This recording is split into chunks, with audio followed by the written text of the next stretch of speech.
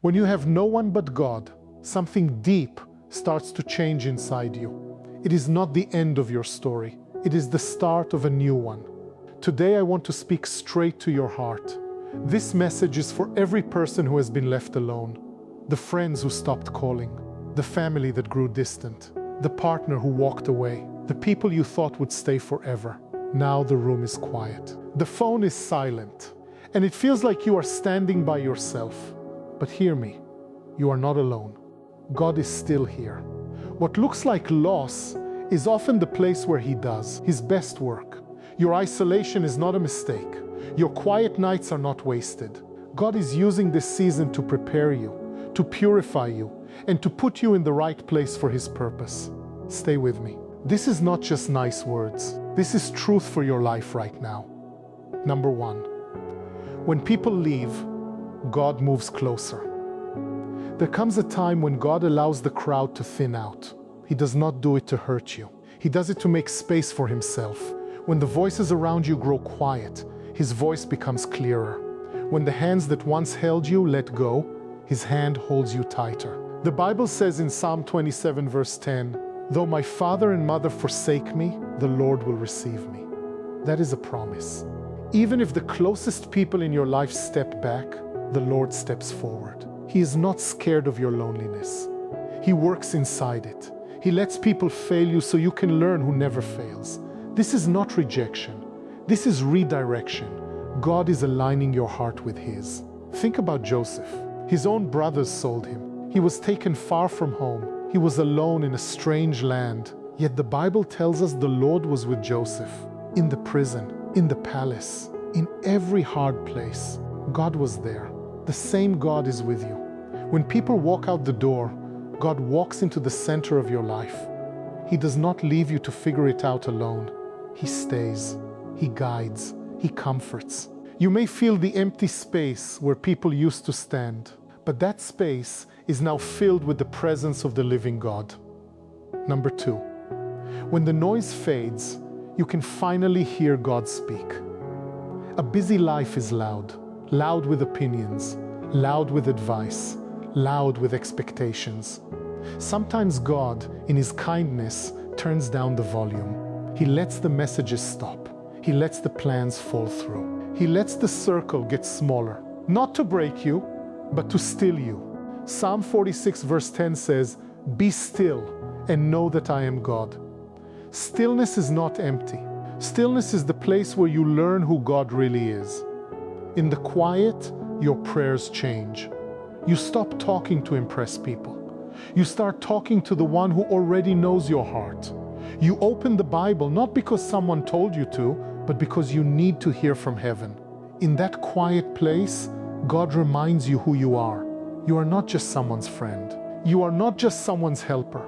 You are not just someone's backup plan. You are a child of God. He is not the one you run to after everything else fails. He is the one who was always meant to be first. He is not plan B. He is the foundation of your whole life. The quiet is a gift. It slows you down so you can notice Him. It clears the clutter so His truth can sink deep. Many people never hear God clearly because their lives are too full of other voices. Right now, God is giving you the gift of fewer voices. Receive it. Let the stillness do its work. Number three, God takes away the things you lean on so you can learn to stand. Many of us lean on people for comfort. We lean on them for direction. We lean on them for the feeling that we matter. But if you only lean on people, you never discover the strength God already put inside you. So sometimes He removes the props, not to leave you weak, but to teach you how strong you can be in Him. 2 Corinthians chapter 12 verse 9 says, "My grace is sufficient for you, for my power is made perfect in weakness." God does not always take the weakness away. He meets you in it. He shows you that His grace is enough. The things He removes are not always people. Sometimes they are your old plans, your need to control everything, your hunger for approval. When those things fall, it feels like loss, but it is freedom. You are learning to stand on solid ground. I want to tell you about someone I know. His name is Michael. A few years ago, almost everything he counted on disappeared at once. He lost his job in a company he had given 15 years to. Around the same time, his closest friends drifted away. Some moved, some just stopped answering. Then a long relationship ended. Suddenly, the house was quiet. The calendar was empty. The phone did not ring. Michael told me he sat on the edge of his bed one night and felt completely alone. He said, "I had no one left to call, but in that empty space, something shifted." He started talking to God like a real person, not fancy prayers, just honest words. He opened the Bible and read slowly. He walked outside and looked at the sky and said, "God, if you are still here, I need to know." Over the weeks, the panic began to settle. He found a quiet strength he had never known before. The days still had hard moments. Loneliness still visited, but it no longer owned him. He began to sense that God was not far away. God was closer than he had ever realized. Today, Michael will tell you that the season that felt like the end was actually the beginning. God did not give him back the old life. God gave him a new way of living, one that rests on the Lord alone. That is what happens when the crutches are gone. You learn to walk. And once you learn to walk with God, you never want to go back to leaning only on people. Number 4, pain becomes a teacher, not a destroyer. Pain hurts. There is no way around that. But when you have no one but God, the pain you feel can become the place where He teaches you the deepest lessons.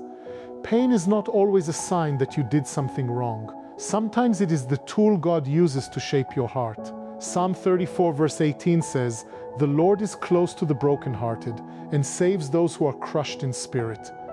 God does not run from your tears. He draws near to them. Your broken places are not proof that He has left. They are often the doorway where He walks in closer. Look at the life of David. He spent years running. He hid in caves. He was hunted by a king who once loved him. He lost friends.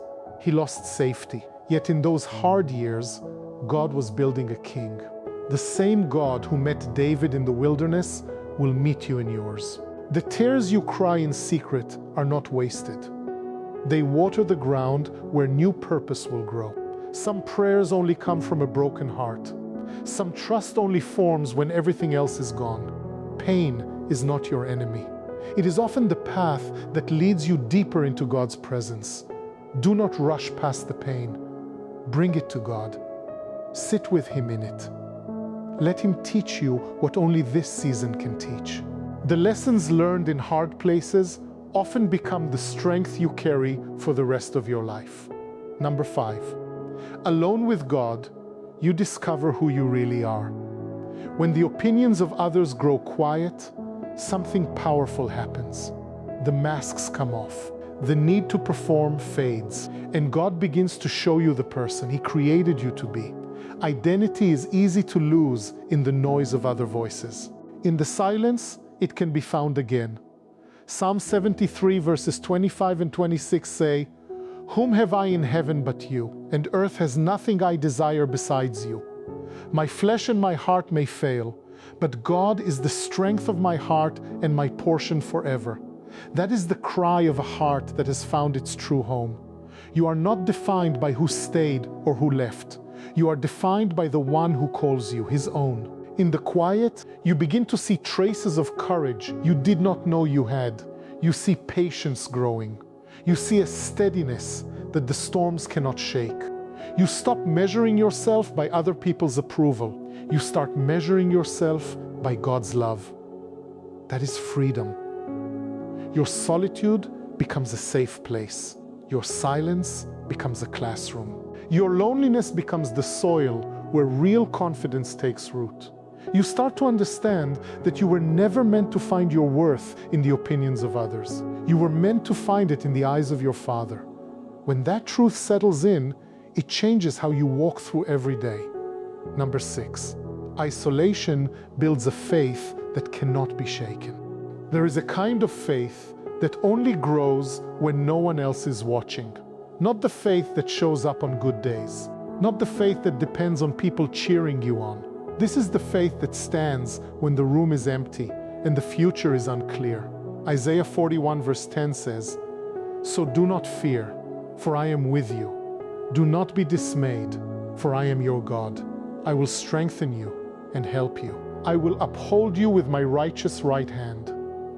That promise does not require perfect circumstances. It requires a heart that chooses to trust anyway. This kind of faith does not rise and fall with the news of the day.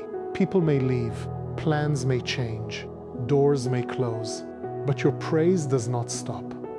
You have learned that God is still good, even when life is hard. You have learned that silence from heaven is not absence. It is often an invitation to trust more deeply. A person with this kind of faith becomes steady. Storms come, but they no longer destroy. That is what God is building in you right now. He is forming a faith that can stand in any season.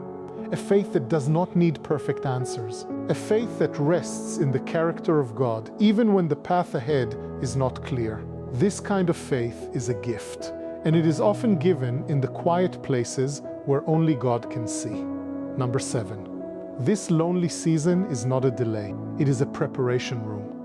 Purpose often grows in hidden places.